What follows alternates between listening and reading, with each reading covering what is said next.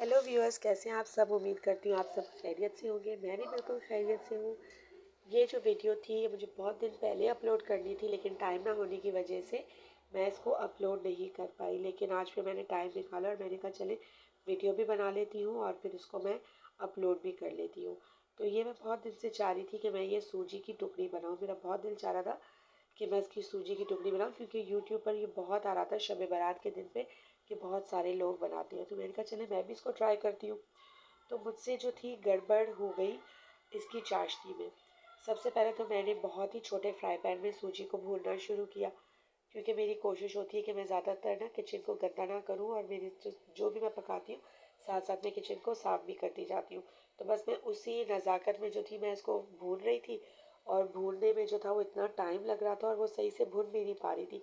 ना तो सूजी की कोई खुशबू आ रही थी, क्योंकि एक तो वैसे भी गैस का बहुत इशू है और गैस की वजह से, लेकिन गैस तो खैर उस दिन सही आ रही थी, लेकिन इतनी ज़्यादा जो थी ना सूजी की खुशबू नहीं आ रही थी, क्योंकि मैं इसको बहुत मीडियम फ्लेम पे कर रही थी और फ्राई पैन भी बहुत छोटा था। तो मैं इतनी सही से अपना हाथ चमचा नहीं हिला पा रही थी।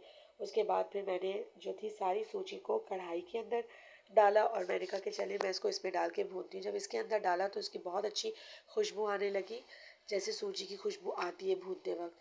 फिर जो थी मैंने चाशनी इसके अंदर डाली। जो जो मैं मरला करी थी वो तो सब कुछ बहुत सही लग रहा था और मुझे बहुत परफेक्ट भी लग रहा था, क्योंकि जैसा वो दिखा रहे थे वैसा ही ये बनता जा रहा था। उसके बाद ये कढ़ाई भी छोड़ना इसने शुरू कर दी थी और मैं बहुत खुश भी हो रही थी इसको देखकर, क्योंकि ये बहुत अच्छी बन रही थी ये। और इसका जो था ना मतलब वैसा ही टेक्सचर आ रहा था जैसे वो लोग दिखा रहे थे। फिर उसके बाद मैंने इसके अंदर घी डाला, और जब मैंने घी डाला उसके बाद फिर मैंने जो थी इसकी सेटिंग करना स्टार्ट की। और जब मैंने इसको ट्रे में डाल के जब मैं इसको सेट करने लगी तो मुझे लग रहा था कि ये 1 डेढ़ घंटे के बाद ये सूजी जो थी बिल्कुल हार्ड हो जाएगी, ये सख्त हो जाएगी। लेकिन जब मैंने इसको 1 डेढ़ घंटे के बाद खाया तो ये बिल्कुल एक नॉर्मल हलवे की तरह ही लग रही थी। तो मुझे लगता है जहाँ तक मुझसे गड़बड़ हुई है वो गड़बड़ मुझसे ये हुई है कि या तो इसकी चाशनी में जो थी वो तार सही नहीं बनी, और अगर वो एक तार भी बनी है तो मुझे लगता है कि इसकी 2 तार होनी चाहिए थी। और दूसरा ये, अगर इसकी तार भी सही बनी थी मुझसे, अगर एक तार भी थी और अगर वो सही बनी है, तो मुझे लगता है कि मुझसे इसमें घी बहुत ज़्यादा डल गया और घी की वजह से जो था शायद ये नरम रह गया।